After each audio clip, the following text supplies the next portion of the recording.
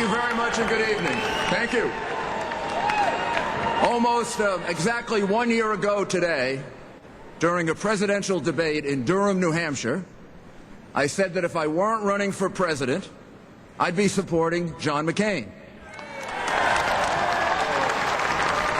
Well, I'm not running for president, and I do support John McCain.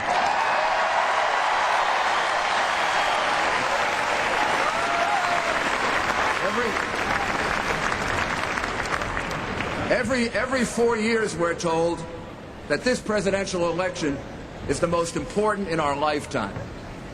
This year, with what's at stake, 2008 is the most important election in our lifetime, and we better get it right.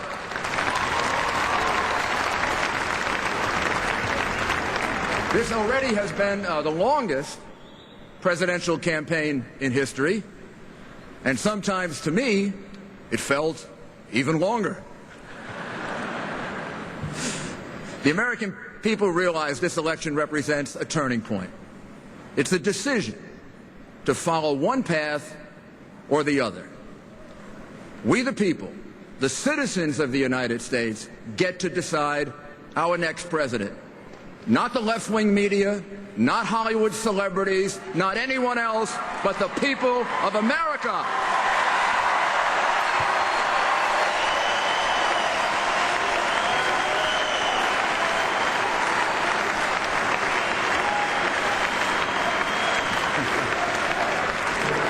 That's right, USA.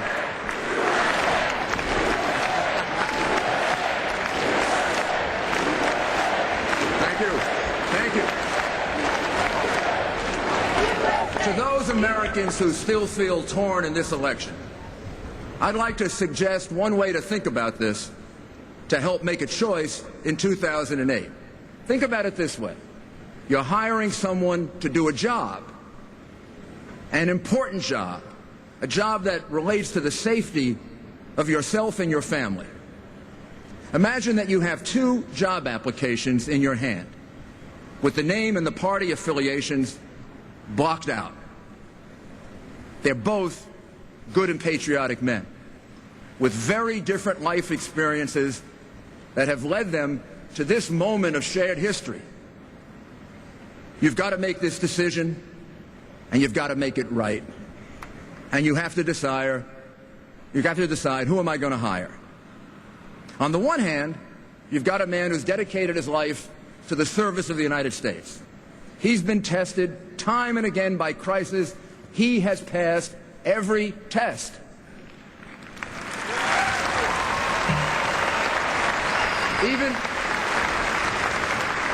Even his adversaries acknowledge. Democrats, Republicans, everyone acknowledges that John McCain is a true American hero.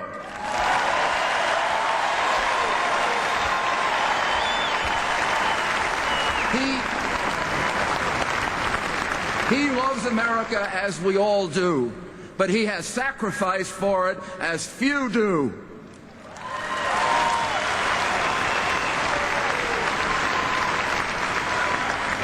As a young man, he joined the military, and being a Top Gun kind of guy, he became a fighter pilot. He was on a mission over Hanoi when his plane was shot down. He was tortured in a POW camp, but he refused his captor's offer of early release because this is a man who believes in serving a cause greater than self-interest, and that cause is the United States of America. America comes first.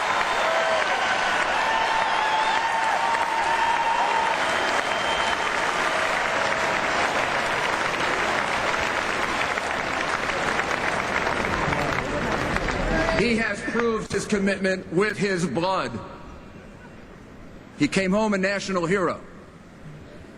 He had earned a life of peace and quiet. But he was called to public service again, running for Congress and then the United States Senate as a proud foot soldier in the Reagan Revolution.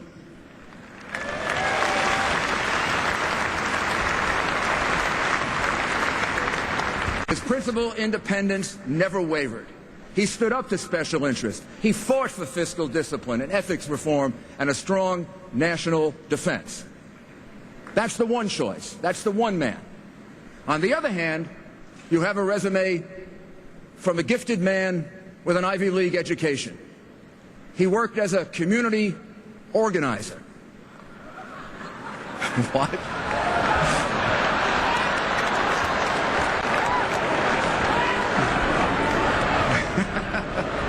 He worked. I said,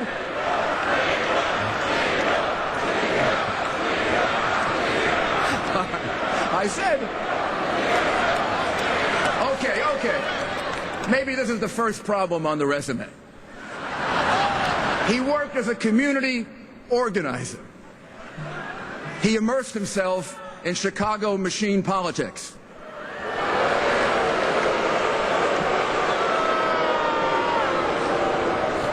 Then he ran for the state legislature, and he got elected. And nearly 130 times, he couldn't make a decision. He couldn't figure out whether to vote yes or no. It was too tough.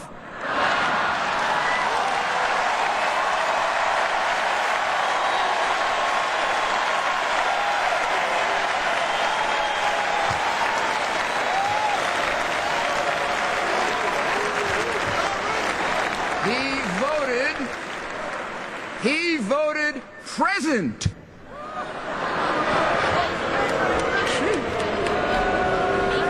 I didn't know about this vote present when I was mayor of New York City.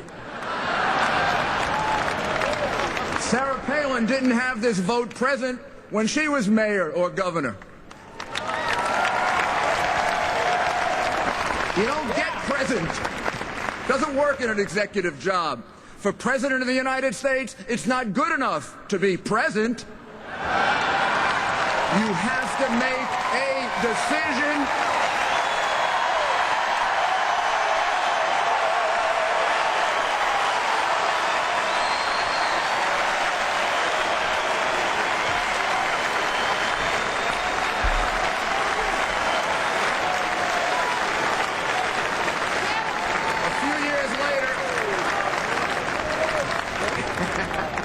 A few years later, he ran for the U.S. Senate.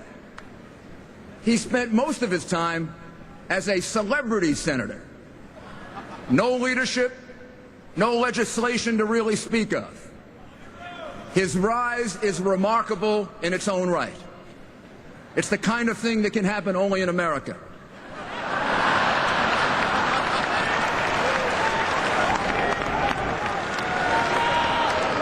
But he's never run a city, he's never run a state, he's never run a business, he's never run a military unit, he's never had to lead people in crisis.